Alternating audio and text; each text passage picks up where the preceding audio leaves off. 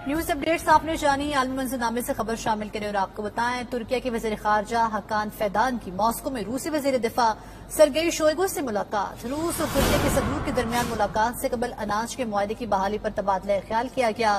तुर्किया के वजीर खारजा हकान फैदान ने रूस के अनाज के मुआहदे में वापसी पर बातचीत की। रूसी वजीर दिफा का कहना था कि अनाज के मुआहदे की मुअत्तली का जिम्मेदार रूस नहीं।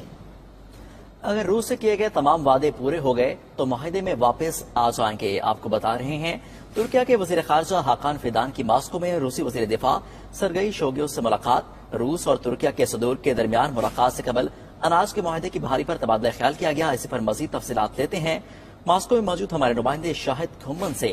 जी शाहिद, बताइएगा कितना इम्कान है कि रूस अनाज के मुआहदे में वापस आ जाएगा?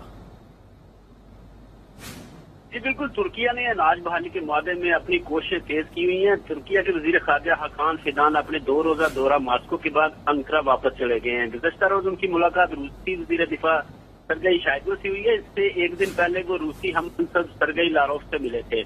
मॉस्को में रूसी वजीर दिफा सरगेई शोइगु से मुलाकात में अनाज के मुआहदे की बहाली पर तबादला ख्याल किया गया। उन्होंने रूसी अनाज के मुआहदे में वापसी पर बातचीत की। रूसी वजीर दिफा सरगेई शोइगु का रूस के मौके पर जोर देते हुए कहना था कि अनाज मुआहदे की मुअत्तली का जिम्मेदार रूस नहीं है। अगर रूस से किए गए तमाम वादे पूरे हो गए तो हम मुआहदे में वापस आ जाएंगे। इससे एक दिन पहले उनकी मुलाकात रूसी वजीर खारजा से हुई, जिसके बाद दोनों मुल्कों के वज़ीर खारजा ने मुश्तरका प्रेस कॉन्फ्रेंस की, जिसमें रूसी वजीर खारजा सरगेई लारोव का कहना था कि तुर्किया के वजीर खारजा के साथ बातचीत हुई है, जिसमें फैसला किया गया है कि रूस की 10 लाख टन गंदम की तुर्किया में कम कीमत पर प्रोसेस के बाद दुनिया के सबसे जरूरतमंद अफ्रीकी ममालिक को फराहम की जाएगी। उनका कहना था कि सदर पुतिन की हिदायत पर इस सिलसिले में कतर से भी बातचीत जारी है। सरगेई लारोव ने भी इस बात पर जोर दिया कि रूस अनाज बहाली का मुआहदा दोबारा शुरू करने के लिए तैयार है जब मॉस्को के मुतालबात पूरे हो जाएंगे।